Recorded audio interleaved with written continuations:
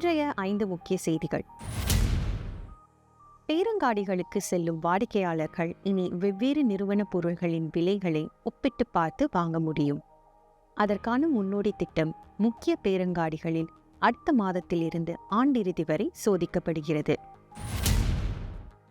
ERP கட்டணங்களை செலுத்த ஓட்டுநர்கள் இனி புதிய OPU கருவிகளை பயன்படுத்தலாம். இதற்கிடையே செப்டம்பர் 1ஆம் தேதியிலிருந்து 5 இடங்களில் ERP கட்டணங்கள் $1 அதிகரிக்கும் என்று நிலப்போக்குவரத்து ஆணையம் அறிவித்துள்ளது.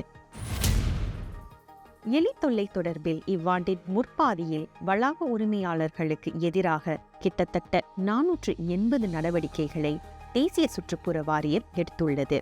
வாரியமும் சிங்கப்பூர் உணவு அமைப்பும் இணைந்து நடத்திய சோதனையில் 200க்கும் மேற்பட்ட இடங்களில் குப்பைகள் முறையற்ற வகையில் அப்புறப்படுத்தவில்லை. மலேசியாவுக்கு பயணிகளை ஏற்றி செல்லும் சட்டவிரோத சேவையை வழங்கிய ஓட்டுநர்கள் பிடிப்பட்டதிலிருந்து உரிமம் பெற்ற தனியார் வாடகை கார் ஓட்டுநர்கள், டாக்ஸி ஓட்டுநர்களின் வருமானம் கணிசமாக உயர்ந்துள்ளது. அதிகாரிகளின் அத்தகைய நடவடிக்கையால் தனியார் வாடகை கார் ஓட்டுநர்களின் வருமானம் 15 விழுக்காடு கூடியது.